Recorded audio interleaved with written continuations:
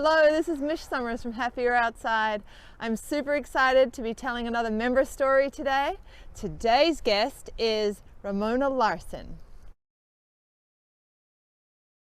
Ramona runs a really cool company called Adventures in Wellness Maine, and she does yoga and she does retreats, and she's an incredible trail runner, and I cannot wait to introduce her to you and have her tell you a little bit about what motivates her about being in the outdoors, but also tell us just a little bit about her business as well. So I'm going to welcome Ramona in now. Hey Ramona, come on in. Hi. So nice to see you. Nice to see you. Thank you so much for doing this. This is so exciting. I have a list of questions that I sent Ramona ahead of time, and she's probably a little shocked because there's a lot, because I want to know so much about you. So first off, I wanted to find out. I was born in South Africa, and then we moved to outside of Boston when I was around 8, and lived there until I went away to college. That must have been such a shock.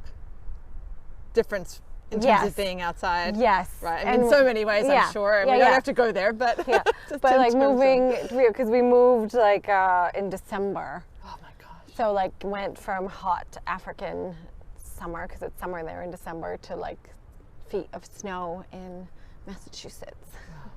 Did you love it? I did. Yeah. I'm from Australia originally, and I get that whole idea of moving from a place where it's pretty much perfect all the time, hot, sunny, perfect, what people vacation to. Right. And then you move to a place where there's so many seasons, and it changes so much over time that you suddenly experience nature so differently. Right. But now, having lived in New England for basically my whole life, I can't imagine life without seasons. Yeah. I really can't. Yeah. What do you like about it? I think it is that, like, just that reminder of the changes, and that, like, that when winter comes and you get excited to get your ski boots out and like spend time outside in nature in that way, skiing and, in the yard with the kids, making snow forts and all of the winter things. And then spring starts to happen and you get excited to think about celebrating being outside without your coat on. That first day that you get to go out and just be outside, and you don't like days like today when we're just having that right now, that I'm only wearing a sweater. It's really true. It's really true. When you were a kid, what did you guys do to get outside? Well, like I said, I was born in South Africa, so I really don't have childhood memories indoors. Yeah. And we were just outside. Yeah. All the time. All the time. And I just remember so much time just in your imagination. Yeah. Outside, building fairy houses, playing with my sisters, and just like creating worlds. Yeah. Yeah. I think I had the same thing. I also lived close to a beach, so I spent a lot of time just literally in the water. Just immersed in the experience of being outside, just very much like not in the house, really just all the time. And if it wasn't that, I was at a friend's house on a trampoline, or we were digging in the dirt, or we were going to the bottle dump. I mean, it was just, there was always something to do outside. I noticed that here though, also. I noticed that kids do that here, even though it's not always warm. I'm always surprised at my own kids and how they just go outside and they find stuff to do. It's an innate thing, I think, that we have as kids, to just want to do that. Right. And it's also, like my kids will drag their feet about going out. Yeah. But it's a thing that there's like a switch that flips once they get outside. It's just like, oh yeah, right. Like it's that other world that opens up in your imagination as a child. And I think that as adults, we need more of that. A reminder. Like more reminder. It's really true. It's so true. What about, I'm thinking about you, 8 years old, moving here, and then sort of figuring out how to be outside as a preteen and then a teen. And then, so what happened for you in terms of being, it sounds like you probably did you go skiing a lot? That kind of thing? Not as a kid. What did you do? Yeah. No. I mean, my outdoor memories always growing up when we were in Africa, and also just, once we moved to America, my parents took us camping Oh, cool. every summer. Yeah. You know, my parents both worked a ton, but every summer they took time that we would come actually up to Maine. That's like what started my obsession with Maine was them, you know, and we wouldn't go to a camping ground or anything like that. They would find like those like off the Wilderness camping. Wilderness camping, exactly. Like we would fill a canoe with everything we needed and canoe to an island and like spend a week on an island. So great. Yeah, so great. And just so, you know, so away from everything and just immersed. Those really amazing family memories, right? Yeah. It's so fantastic. What about in college? What did you do in college with the outdoors? Were you drawn to it still? Oh, very much. Yeah. I went to school kind of like, I picked a place that I could be outside a lot. Like from Massachusetts, I moved to North Carolina and lived in the woods in North Carolina, in the mountains in Boone, North Carolina. I went to Appalachian State. Cool. And like, same there. I don't remember being at class that much. Oh, shush, I have a son who's going to college. Like, I remember, like, that's where my love of trail running started. Was like, because I was always been a runner and running around like the streets of this like suburban town. I grew up outside of Boston. I got to North Carolina. I was like, oh, you can just run in the woods. And it changed everything. You can just keep going and like, yeah. So I remember just like hiking with my friends, camping with my friends, running all the time. And of course I wasn't like a flake of a student. I did study. You just don't remember that part. No, that's not what like ingrained in me at all. Right. But also maybe you were just like loving what you were doing, and when we're in flow, that's what happens. We just kind of live in the moment, which is a really beautiful place to be too. I want to make sure I don't miss anything out of my list of questions here. So I mean, this all flows into like, what is it now for you? Like, I know that so we see each other, actually come in a little bit. We see each other all the time on the road. So Ramona will be coming back from her early morning run and I'll be like just trudging out on my morning walk. So I know that, you know, getting outside is as much of a daily routine for you, but I'd just love to hear, like, what does it look like for you in your daily life in terms of spending time, just getting out into nature for yourself or for your family? Yeah, I mean, for me, it's running, you know, and I don't fit in a run every day, but almost every day I'm out for an hour or more. And it's still trails that really calls me. Sometimes life and weather and conditions makes me have to run on the roads, but it is like just getting lacing up and just being outside. Where is that coming from? Because a lot of people would hear that and go, oh, running, that sounds hard. Like, and it doesn't have to be running. So I'm just curious, like, for you, where is that push? How does that happen for you? I think it just not that it just happened, it just grew. You know, where I would start going down to Fernald's Neck when the kids were at preschool and just, you know, like I would just walk there. And then as they got older and as I got, you know, was able to carve more time into my schedule, it just became more and more of a priority for me. That like I just realized that this is what my body actually craves it. Yeah. You got to a point where you couldn't not do it. Yes. Yeah. And to get to that point, you just went out and did not quite such hardcore stuff, I assume. Yeah. Yeah. Yeah. And you just built your way up. I built up. Yeah. Yeah. I think that's a question a lot of people have. Right. And I think because going from 0 to 9 miles a day, I'm not saying you do 9 miles a day, sometimes I know you do, but that seems like a big stretch for a lot of people. Right. Well, and you know what really helped a lot in the beginning is, and it still helps a lot, is making dates.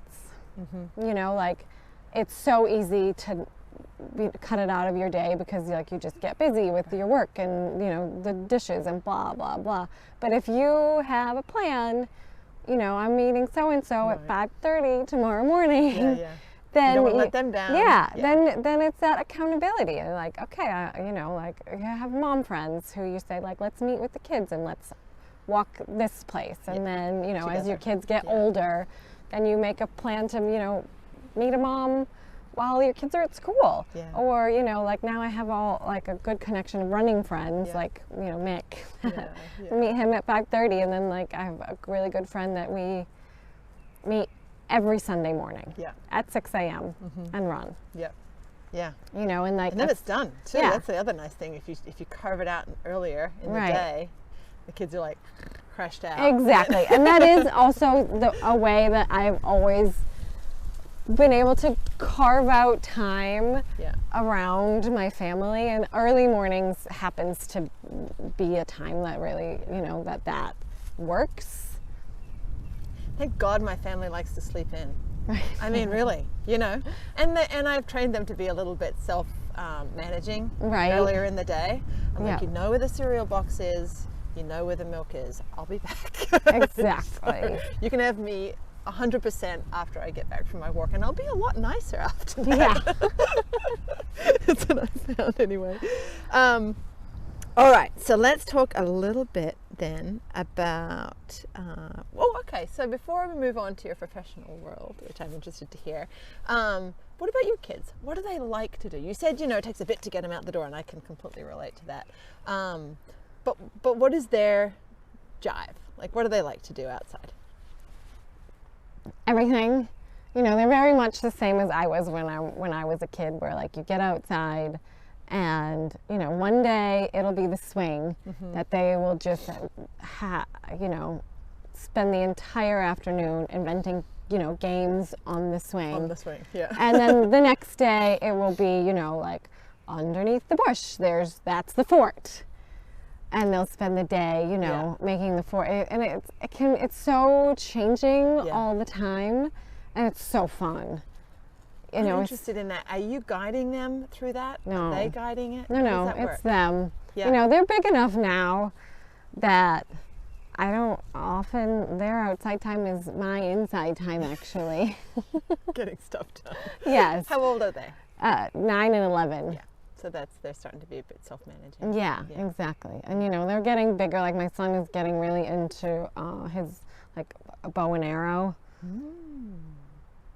Do you find that you have to buy them a bunch of stuff to give them to take out with them, or are they finding stuff there, or do they ask you to get a bow and arrow, for example? Like, how Yeah, does I that mean, the work? bow and arrow, that was something he was asking for Yeah. forever, and his really nice aunt bought him one for Christmas. Oh, yay. And then now they both do it. They love it. Yep. But no, I feel like the outside stuff, no. I mean, besides like with the winter, so the kids need stuff in the winter. Yeah. Like they need to be warm, and they, you know, they want to ski, they want to sled, Yep. like that kind of stuff. But in the summer, no. Yeah. Like they just, and maybe that will change when they want to, you know, play sports. Well, ask the question because I think a lot of the time parenting, we think we need to drive the agenda and the activity roster all the time. And I do have times when I know I'm the one saying, right, we're going to go sledding now, you know, or right, we're going to have a fire outside. And they're like, oh, you know. Right.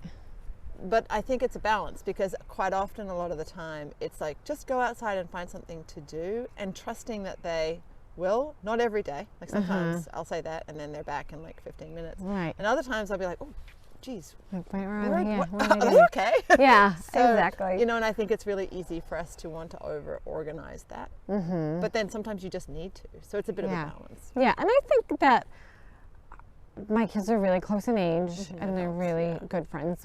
So, not that they would admit that, but they really are. You're lucky. Yeah. So they have each other, which makes a big difference. And then sometimes, you know, all it takes is inviting one extra friend over, and I'll never see them. Like they are, it doesn't matter if it's his friend or her friend, they will just disappear. Yeah. Yeah. Yeah, it's really fun. It's like they have a chance to bring someone else into all the games that they're kind of bored playing together. You know? So there is that loveliness. That's cool. All right, so tell us about your work.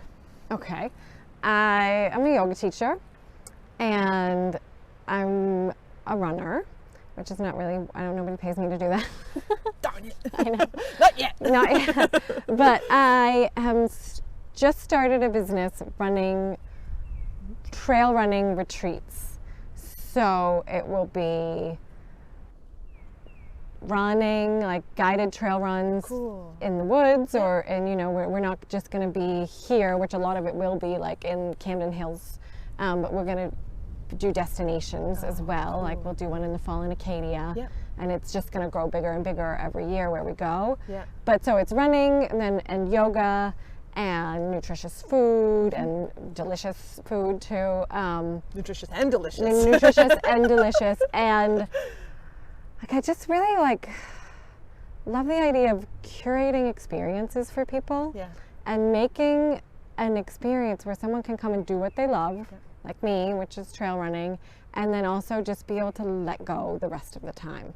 You know, like wake up and have your yoga class and have your food prepared for you and have a run organized for you. Yeah, that's so nice. And then you just, you know, come back to the house and have more yummy food. And this first retreat we're doing, there's actually a hot tub, so you can like chill in a hot tub, and then more, you know, some yoga in the afternoon or maybe not. And then just, you know, like read a book. Extra, exactly. Like time to just chill, read books, and run. Yeah. It's really nice. And also be with other people for whom that is joyful. Exactly. Right. And just that time to fully unplug. Yeah. You know, you don't have to unload the dishwasher. You don't have to change your laundry over. You don't have to think about anything like that. You just be in the experience. It's a gift to yourself to take that time. Yeah, that's really cool. Oh, I'm excited. So you have, hang on, before we get into telling everybody about that, I want to make sure. So, but you also do yoga. Yes, I am also Talk a little bit about that. a yoga teacher. I started teaching yoga about 8 years ago when we first moved here, and my kids were teeny, and I was really frustrated because I couldn't find a yoga class that I could bring my kids to, and my husband works full time. I was the stay-at-home mom, and I was going crazy.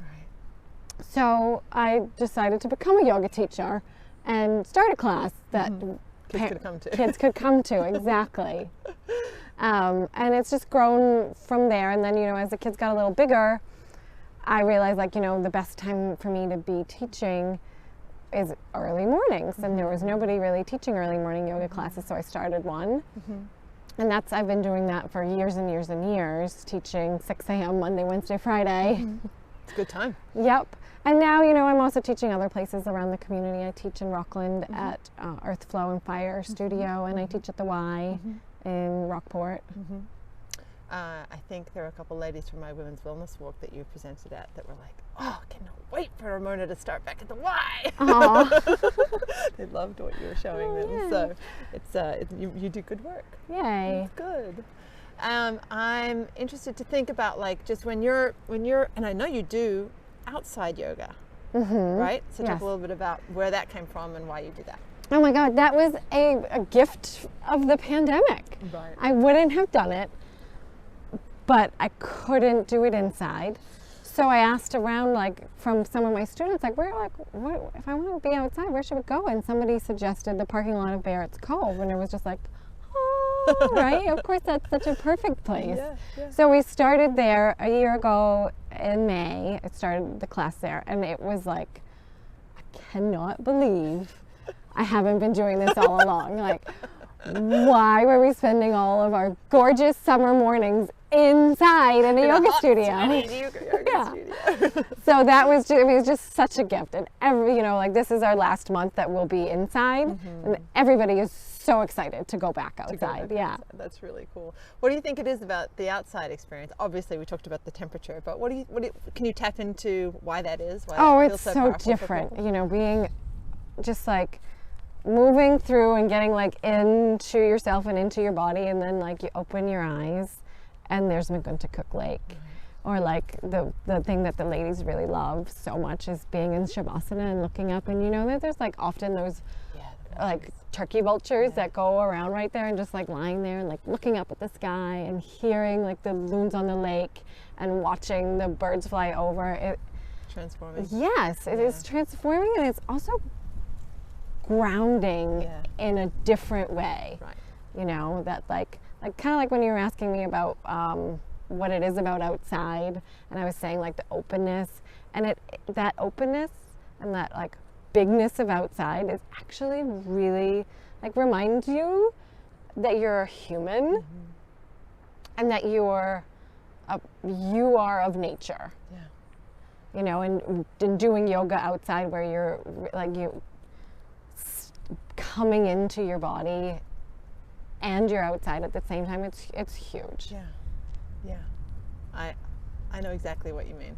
And I think what a gift for people to be sort of drawn to it because the yoga seems familiar, and drawn to it because they know they like to be outside, but what a cool combo to bring them together. It feels like, ooh, it's sort of a crazy idea. Right. But then they're there and they're experiencing it, and that shift is happening kind of without really thinking about it because you're pulling all the pieces together. Right. So that's really, really cool.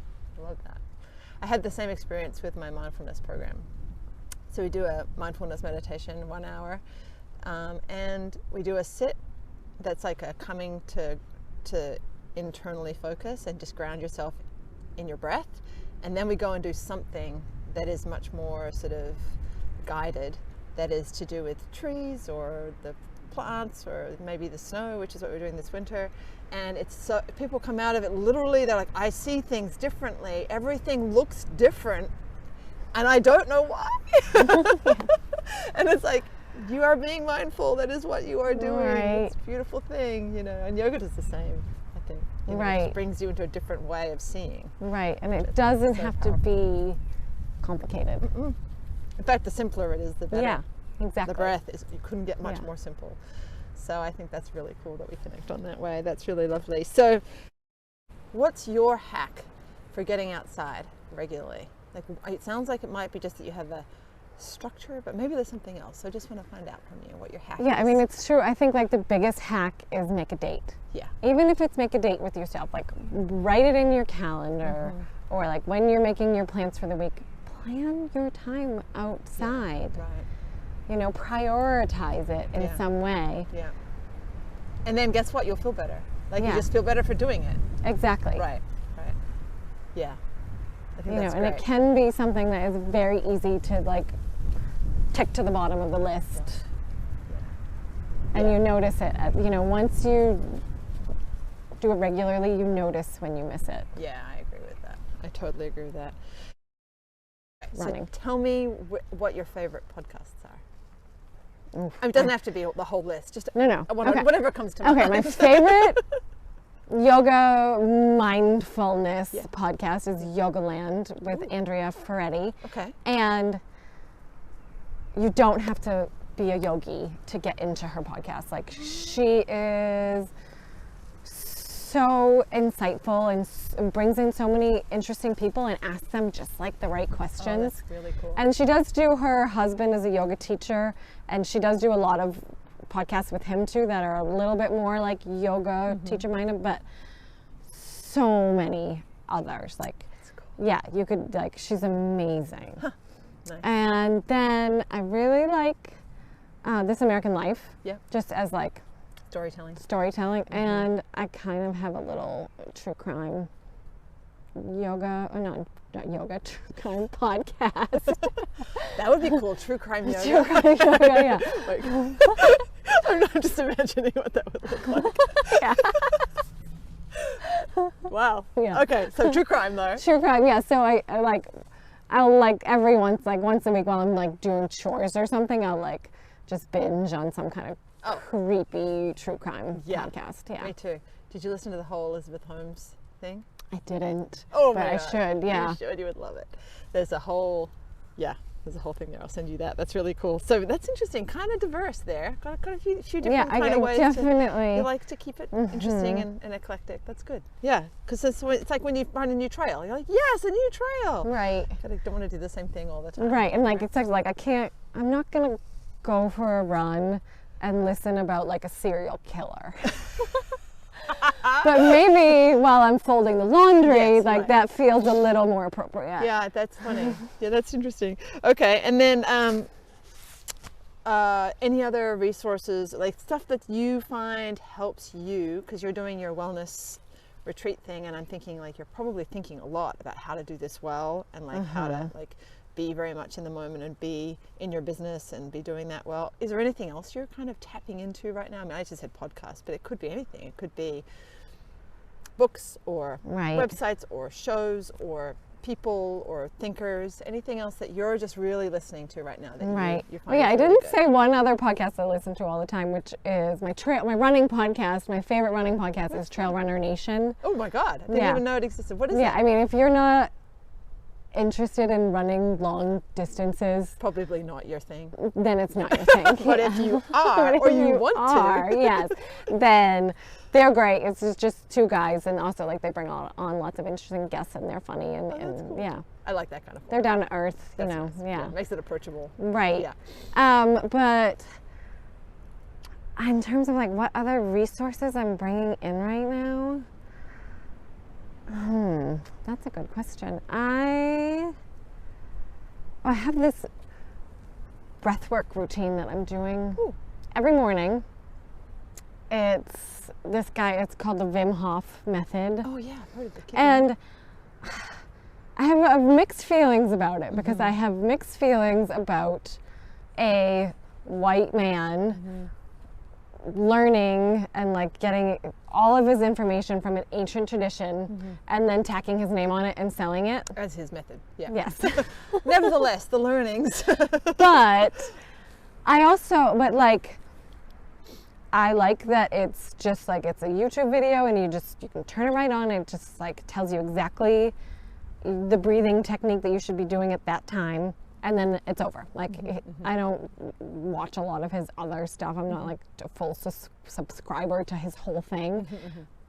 What are you getting But out I of it? notice a difference in my day if I wake up and I do my 10-minute Wim Hof breathing. That's really interesting. You know, like that's my And the morning technique, routine. do you think it's the routine that's making the difference, or do you think it's his method?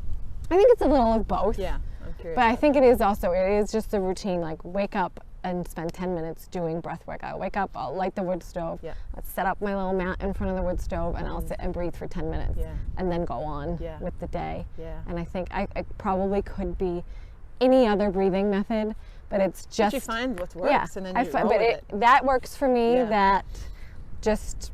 It's concise, you can do it. I notice the difference right away all the time. It's like, and I don't drink coffee, but I breathe. But you breathe. That's your quote. I don't drink coffee, but I breathe. That's gonna be my t-shirt. I would buy that t-shirt. Right. Although I do drink coffee, but I would sort of like aspire to that. Right. That's cool. I do a breathing thing in the morning too, but I'm using the 10% Happier app. Okay. And they have all different kinds of teachers that you can tap into, and so it's it's the same thing. I'm a little choose your own adventure kind of person, so I really like it to be different, and that really works for me because I can listen to Susan or Sharon or you know, my favorite is Jeff Warren, or like the different kinds of people, and so it's like anywhere from 5 to 20 minutes really, and you just kind of I got Sam into it too, so we just kind of sit there, and I would agree. Of all the things that I've done, other than just stepping outside every day, I would say breath work is one of the most powerful things. It's like everything, body, mind. Right. It's been really cool. Another thing that I don't do it often, but because I teach yoga and I run so much, I don't have that much other time for movement. But if I did, I would get hard into this because I love it. It's called The Class. What is it? It's a yoga. I mean, it's not just yoga. It's yoga and movement, and there's like, it's an app where I think you subscribe, and then you tell them what you want, and it's a method where you're breathing. It's like breath work, hard. It's like a lot of physical stuff. And then yoga, so it's like very similar to my yoga teaching style. So when I want to get that from someone else, because it's not just straight yoga. It's a lot of like strength training as well. It's a little bit of cardio, just like in my boot camp classes. but it's super mindful. I want to check that out. Yeah. So it's called The Class. I'm making an We are advertisement learning from so someone much. else. Yeah. It's great. Yeah. I love it. Okay. Final 3 questions, and these are fun. Okay. So first up, if you're an animal, what would you be? Any kind of bird. Oh. Soaring? I would love to fly. Oh, I just did something with my microphone. Oh. Oops. Yeah. Okay. Bird. Second question. Where will you be 10 years from now? Still in Maine. Still doing what I'm doing, I think. And just like my plan with my business is like as my kids get bigger, let the business naturally grow bigger. So hopefully I'm like running further, doing more retreats and teaching more yoga. Going to more exotic places. Yes, exactly. Like letting the retreats get further and further afield maybe. That's really cool. It's nice to have that vision. It's like the journey, you know, the long trail that you can see ahead. That's cool. And that silly one at the end, if you had to eat one meal for the rest of your life, what would that be? That is the easiest question. Oh, really? I find that really hard. What is it? Tacos. Of course it's tacos. You can do anything with tacos. Yeah, I love exactly. that. Well, Ramona, thank you so much for thank coming you. out. It's such a treat. And it's a little chilly, but not so bad. No, it feels so I good. still feel my fingers Yeah. and my toes. Yeah. And I really look forward to seeing you out on the road again and just Right. continuing our friendship. Thank you. Yeah. Same. Yeah. All right. See you later.